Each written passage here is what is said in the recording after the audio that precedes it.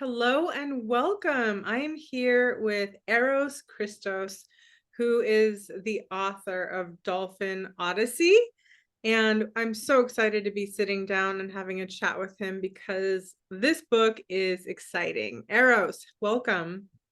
Aloha. Thank you so much, Rada. Yes, I'm very, very humbled and grateful for your participation to make this happen. Thank you, Rada Publishing House. Thank you so very much. So honored.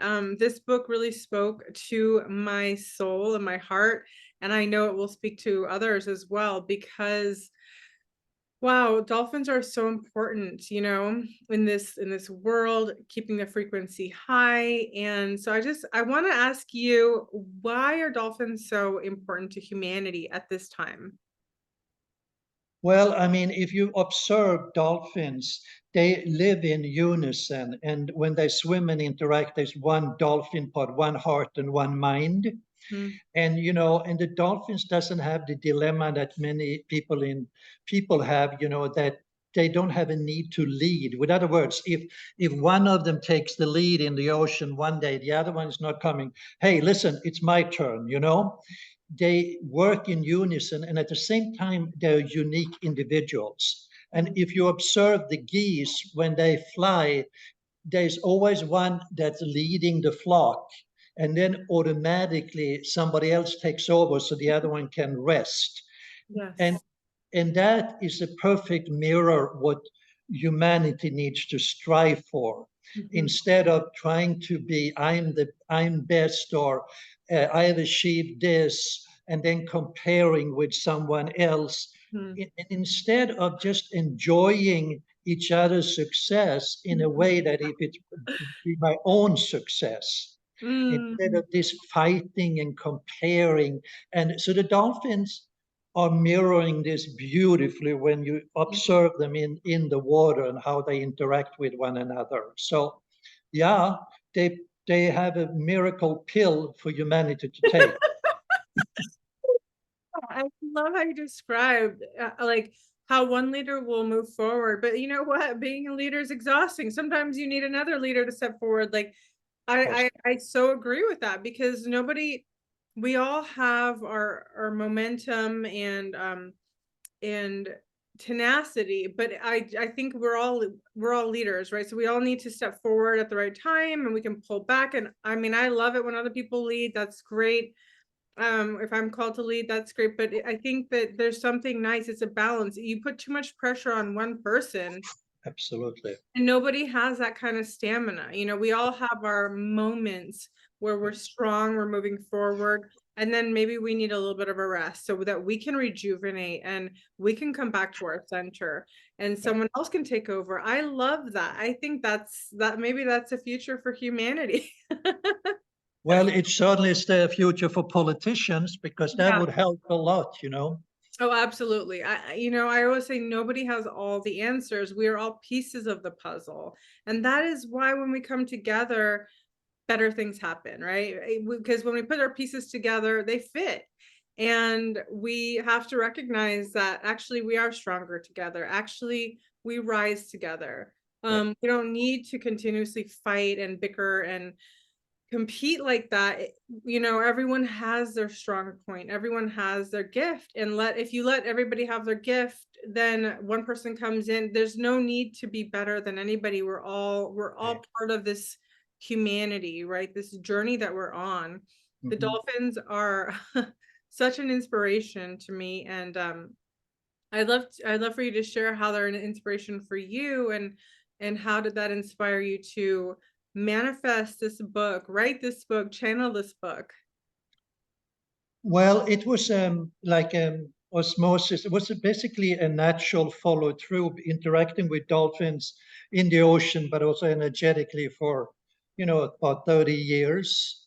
Mhm. And then starting receiving telepathic messages and from the get-go. Mhm. And I started to write down all the messages because they were pretty um, profound Mhm. and very exhilarating and challenging, because they basically didn't share much of what I would normally think or react to. It was a whole different level of vibration and energy. And so it was intriguing. So I wrote them down, and then through the years, I wanted to do something with them, and I called it Adventures in Consciousness, but nothing really happened. But I kept writing down the messages, and because I felt intuitively one day someone will be wise and see the value of these messages and help to bring it out. Because these messages are timeless. Yeah. And I do really believe that they have a great support system for anybody who chooses to read this book or interact with it in whatever way, shape, or form that happens. So you, Rada, and Rada Publishing House is a tremendous vehicle for this. And that's, again, we're coming back to co-creating together, right? It doesn't make any difference how great the person is if he doesn't have a team of people who wants to bring out his gifts. Then it becomes a co-creation, right? My gift is not better than yours, but together we're creating something unique. Yes, I love that. Together we rise in frequency. Absolutely. So everybody loves dolphins. And I would say, like, what are the healing qualities of dolphins, and how does that work with the sonic codes that you do? Well, you give an example, the autistic children, they did experiments as putting dolphins together with autistic children. And the dolphins don't really see the child as something wrong or something that's not perfect, right? So they treat them from a level that you are perfect, whole, and complete, and there's nothing wrong. And the child senses that and drops his or her guard, right? And at that moment, the dolphins infuse them with very powerful healing vibrations. And also with their sonar, they create a metamorphosis in their brain that their body start aligning itself to these frequencies, and they become, quote unquote, normal. However, what is normal in today's world? I That's very questionable at this I point. don't know. Okay. So the dolphins basically use their sonar and their pure intent to create these healing vibrations. So when you are interacting with them and you swim with them, you feel that within yourself. Yes. And the rest takes care of itself, right? Oh, incredible. You have this great gift of light language and the sonic codes, which comes through you. And I'd love for you to speak on that, because I've experienced it, and it is so there's really no word to describe it, because the mind goes away, and I just feel the reverberations of this exquisite light language come through. Please share about it. Yeah, so basically, in order to be a vehicle for the sonic codes, I have been in boot camp for a long to become a vessel for these vibrations. Because if I had a personal interest in this, it wouldn't come out as powerful, and the transformation wouldn't be there. And so to be this vessel, I had to go through many challenges and let go and surrender for a long time. However, it started on Maui about 30 years ago. I was taking people to do healing work on them, putting them on Madame Pele on the lava rocks because of the heat and the energy. Yes. And one day I started doing these sounds. Now, granted, I've always used my voice for performing or interacting, or my voice has always been important to me, but not like this, right? And the person said, wow, What was that? I said, I don't know. And it was so healing for the person, right? They felt this healing energy. They felt this peace and comfort. And then I did some gatherings a little later on in my home in Honolulu. And this woman, shamanic woman, Hawaiian, she said, I mean, she didn't know what to say. She said, this is really amazing. This is truly a gift. This is the real thing.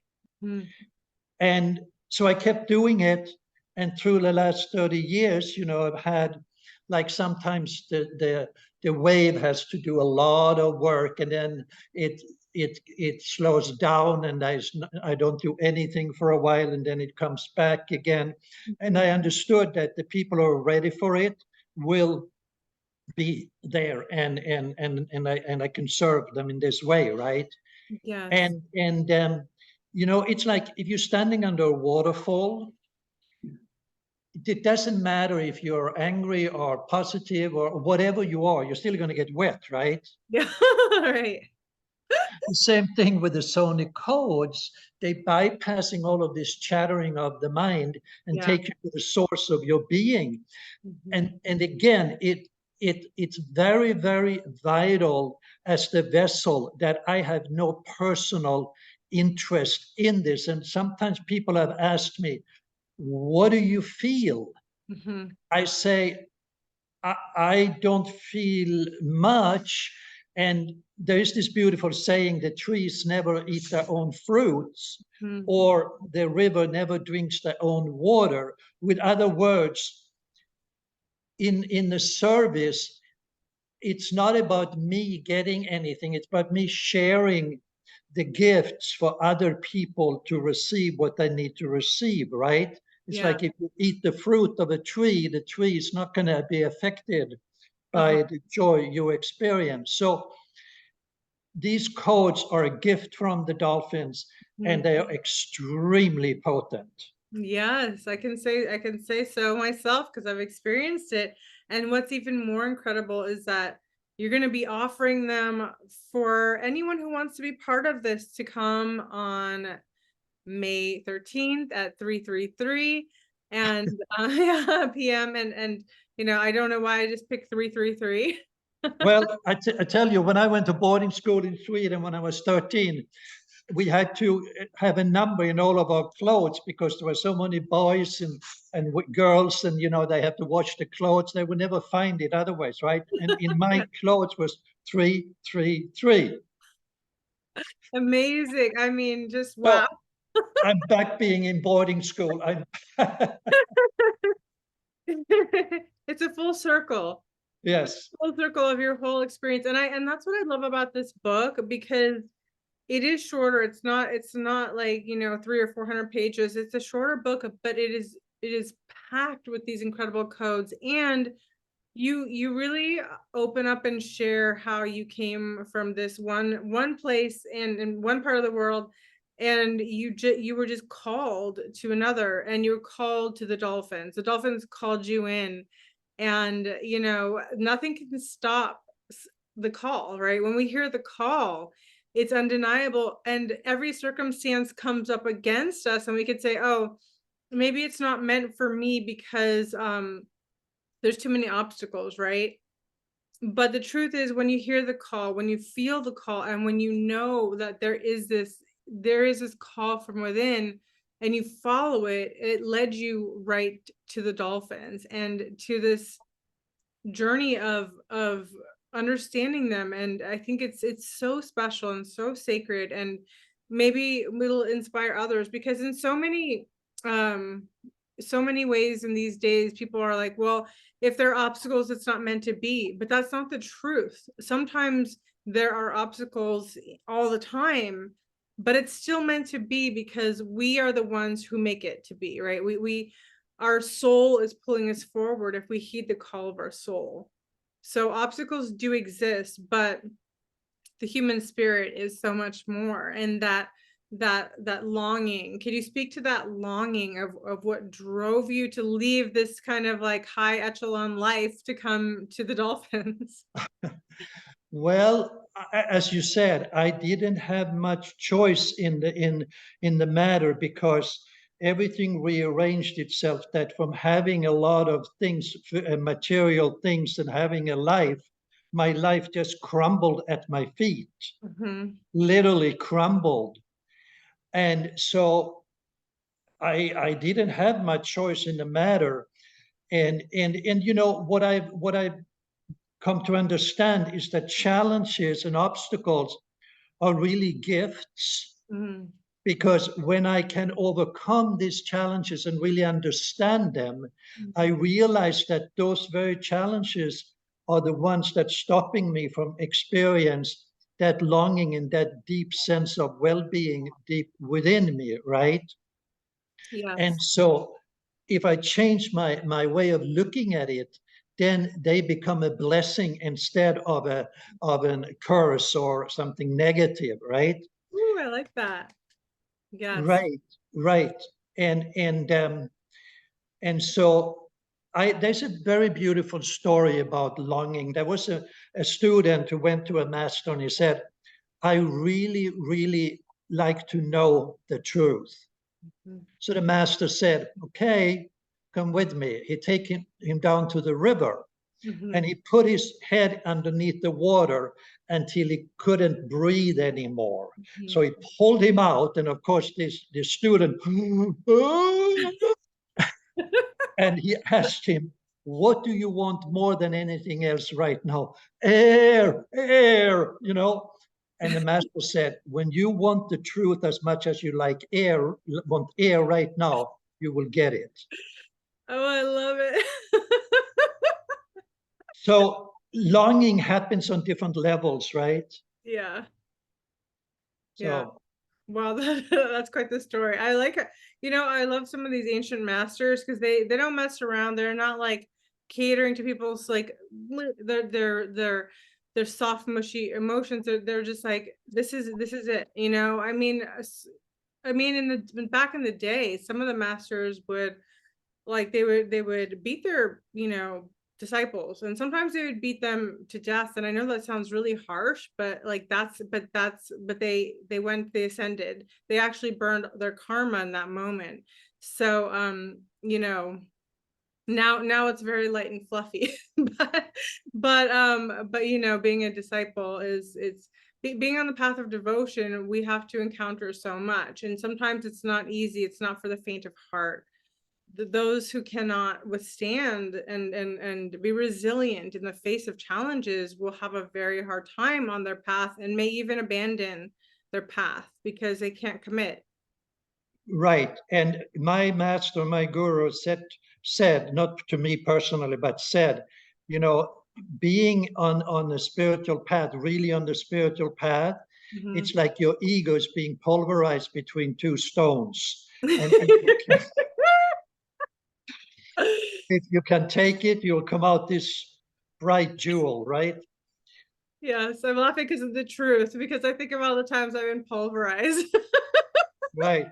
And I have to laugh because at that moment I was not laughing. I thought this is the end of me. Oh.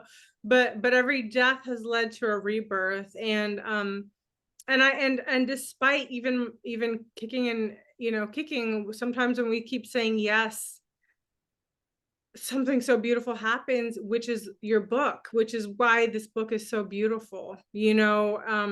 I think we live in a time of like, it's a contrast of great privilege in some ways. Like, people's lives are easier than they've ever been in some ways, right? In some ways, in some ways they're more challenging than ever. But there's this kind of entitlement that people have, right? And so entitlement gets in the way of our growth. It gets in the way of our ascension.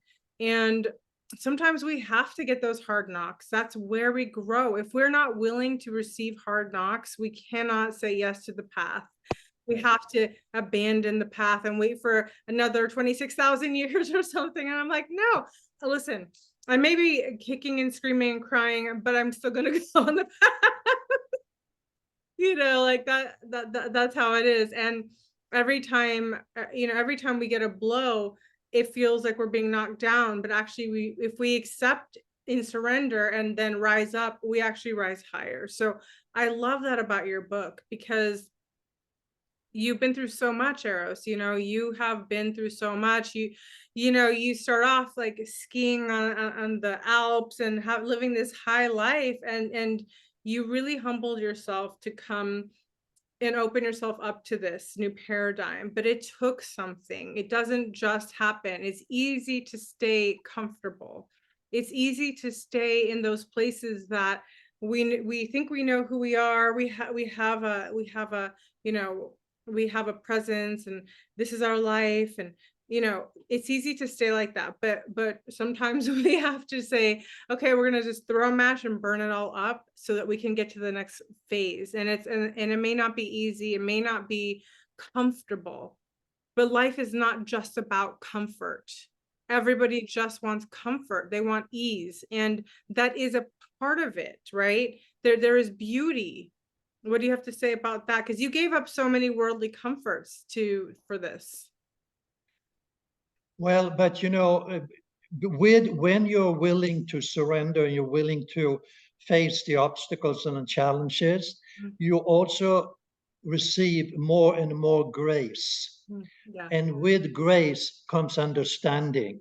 Mhm. Now, I couldn't have done any of this for the last 30 or 40 years if the grace of understanding hadn't been following with me, Mhm. because it helped me to see and understand.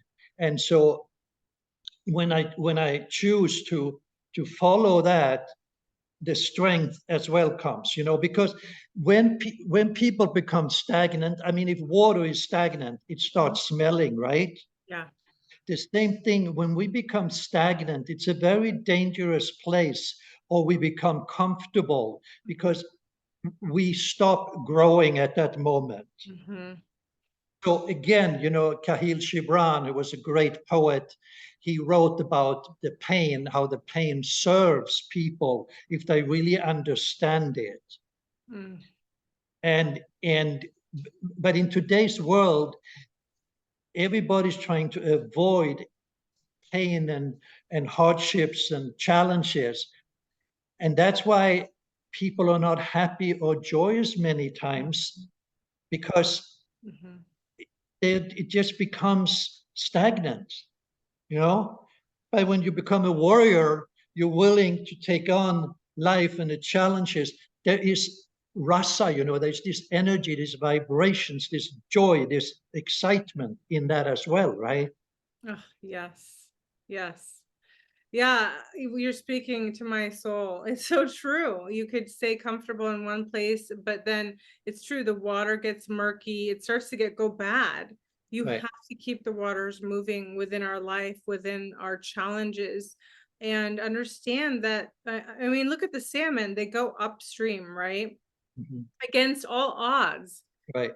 Their path. And I feel like the spiritual path is sometimes like that. We Mhm. go against the grain of everything. We go upstream while everyone else is going down, and it looks so tempting to go down and just go take the easy path, but there's no reward in that, and I really admire your path and your journey and how far you've come and all the beautiful gifts you share in this brilliant, beautiful book. And also the great reminder that we can connect to the elementals at any time.